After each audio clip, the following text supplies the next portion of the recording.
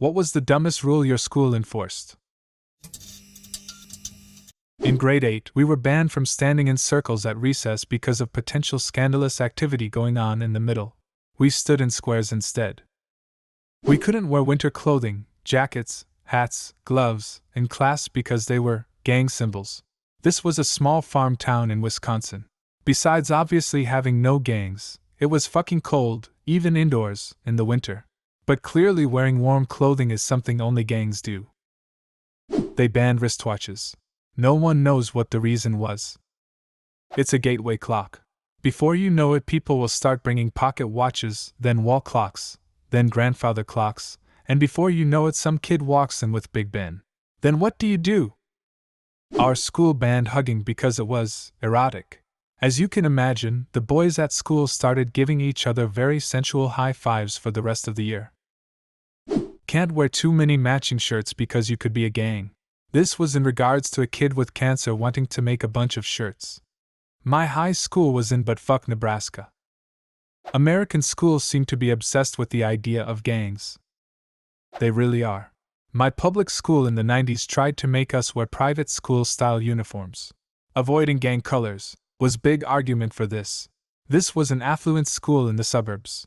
Schools will latch on to any perceived potential transgression to enforce authoritarian rules, which is how you end up with teen girls carrying ibuprofen for period cramps being treated like heroin traffickers. No backpacks to class, but purses were allowed. Girls started carrying around purses big enough to be considered a backpack. Guys got pissed, started carrying purses too. Middle school had banned salt and pepper from being used in the cafeteria, claimed it was too unhealthy. Still sold Mountain Dew in the vending machines. School I used to teach at had similar rules. Some bullshit about federal nutrition standards or something. We'd just keep them in the teacher's lounge along with hot sauces and chamoy and a few other condiments, and leave them on our desks. In my freshman year of high school, we had a terrible vandalism problem.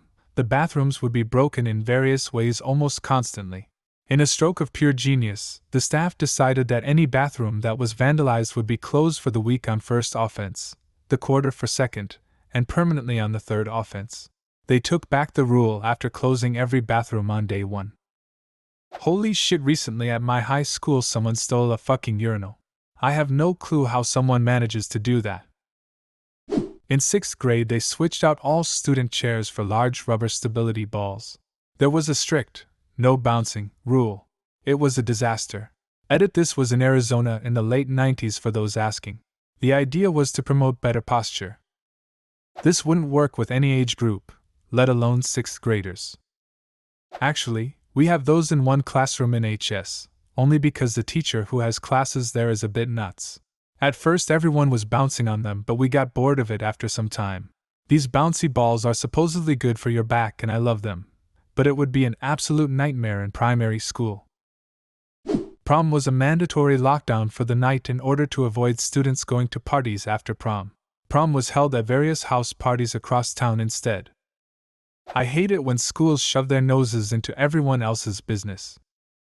Shoes are to be worn as the manufacturer intended. I have no clue who was wearing their shoes incorrectly, or how, but this line, verbatim, was repeated to us over the morning announcements when there were perceived infractions at various points throughout the year. They decided everything bad happened in the last 5 minutes of lunch, so it got 5 minutes shorter each year.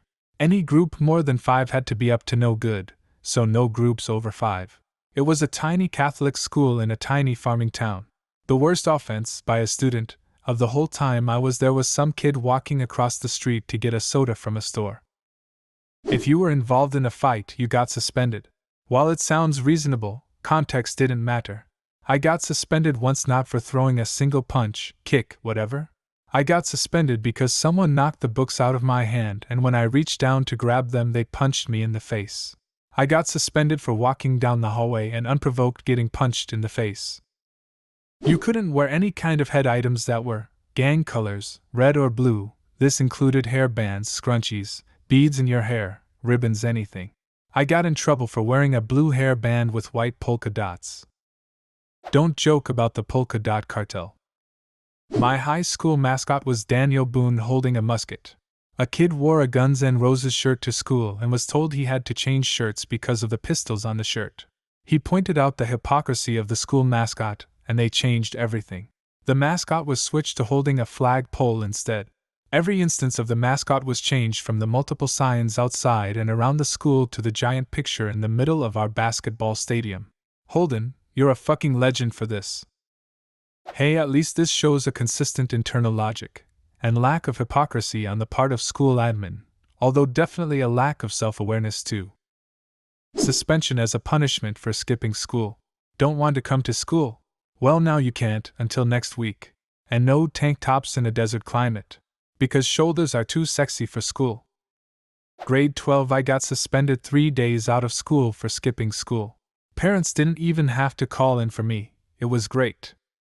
They banned hats because hats can be used to signify gang colors. The only major crime group in our area was the Hells Angels, and they certainly weren't having people wear hats for children to signify their allegiance. It was so bad a few years after I graduated I came back to volunteer as a chaperone for a school trip as a favor for my favorite teacher. The principal saw me wearing a beanie from across school. He literally sprinted half a mile to chase me down and tell me to take off the hat. When I told him I wasn't a student and didn't have followed the dress code, he said either take off the hat, leave, or he'd call the cops. It wasn't the actual day of the trip, just had to show up to get the itinerary and stuff, so I just said, "Fuck you, I'm out. Idiots." I love telling this one. We had percentage grades, and if you earned 100% in a class for the semester you would be dinged down to 99%. Because only God is perfect. As far as I know, this was not an official rule, and I only know of it happening one time, to the girl who eventually became our valedictorian, but that was the reasoning she was given. It was a Catholic girls' high school, and there were a lot of other weird, strictly enforced rules, especially around the uniform. But the only God is perfect rule will always take the cake for me.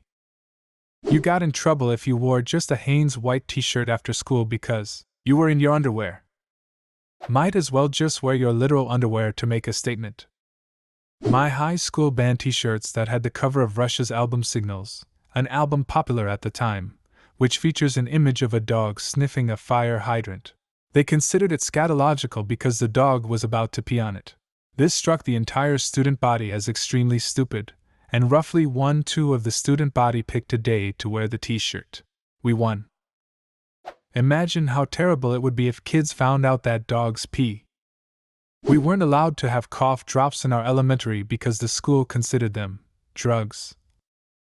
God help you if you had a headache. Oh, you need an aspirin? Well, you need to eat more fiber, because that's tough shit. This is still a thing. My daughter is lactose intolerant, and she's not allowed to take Lactaid with lunch because it's a drug. Took all the doors off the men's bathroom stalls because of vandalism for 2 months. Same at my school, but for all 4 years. We had no TP or mirrors either. No TP? What did you use then? If I had to poo, I'd walk home. We were all given these ugly planners at the beginning of the school year, with a few pages at the back filled with hall passes. If you didn't have your planner, or if all your boxes were filled, you weren't allowed to go to the bathroom. And no, you couldn't buy a new planner, or borrow one from your friend. The only excuse you had was if you had a doctor's note, but no doctor is going to give a note for an upset stomach caused by the school lunch. No jackets. They think we may hide things like phones or bombs there. I hope you grew up in Hawaii. We had to wear belts. Someone snitched that people weren't wearing belts under their sweaters, and they actually checked and a bunch of people got detentions. Stupid. We had belt raids at my school where the dean would burst into classes, completely interrupting any education, to check that everyone was wearing a belt. We gotta understand him though. How could you possibly learn anything without a belt on to retain the information? Attended all-girls high school. You had to bring a male date to dances or not attend at all. No going solo or with your girlfriends. So backwards? Those sound like very empty dances. Sounds like a plot to get no one to show up so the school can just cancel dances entirely, and not spend the money. All the kids, 6th or 7th grade, started putting pink laces in their shoes, don't know why, but the school officials banned colored laces saying, "Pink is a gang color." Girls must wear skirts even in the cold back rain. No fitted clothes for girls. This was high school. If the swell of your breasts were visible due to tight fabric, you had to go home. This wasn't a religious school. This was just a school run by dumb pieces of shit. I'm assuming bustier and curvier girls get a lot of trouble? I'm high school, my boobs grew really quick over school holidays. So I went back to school and my dress didn't fit properly, and the t-shirt I wore under it was visible because I couldn't do up the first 2 buttons. I got a new dress within the first week, but I had several teachers pointed out in front of my classmates that I was irresponsible for having boobs too large to fit my old school dress. My freshman dorm at a religious college had a list of rules that filled a legal-sized sheet of paper. It included being in your room for forced study time every night, keeping your towels straight on the towel rack, and making your bed by 9 a.m. every day, including weekends. So if you wanted to sleep in on Saturday morning, you were supposed to get up, make your bed, and then go back to sleep in top of the bed. My high school had half the bathrooms closed off at all times because they feared the students would smoke. Some kids at my high school overdosed on drugs at school, so they put guards in front of the bathrooms and only let one person in at a time. This was a school with 1,200 students and exactly 2 available bathrooms per gender. What ended up happening was students would wait in line for an hour and miss more than half of a class period, 90-minute classes. Unsurprisingly, that rule didn't last long. A girl and a boy couldn't sit together. The school employed disciplinarians to roam around the school and monitor this activity. If found, you would get a reprimand. If found repeating the offense, you get sent to the principal office, and if continuing, then eventually escalated to the parents, etc. My parents would have just laughed if my school called to tell them I sat next to a girl. That was the ridiculousness of the whole thing. The parents didn't give a hoot, except for a handful who thought it was a great idea. But kids hung out after school hours, outside, and on weekends. They dated whoever they wanted and pretended they were in a forbidden relationship, while at school, it was like trying to catch water through a sieve. My school banned backpacks at one point. To protest, boys just didn't bring anything with them to class and girls brought really big purses. One of the funnier things that happened because of it was an interaction between my friend and a teacher. Teacher, where's your book? Friend, in my backpack. Teacher, and where is that? Friend, at home. The $200 blazer was compulsory, and we got detention every single day until we got it. No beards. School me, couldn't even if I tried. I'm 27 and I still can't grow a beard. Maybe next year. Sigh.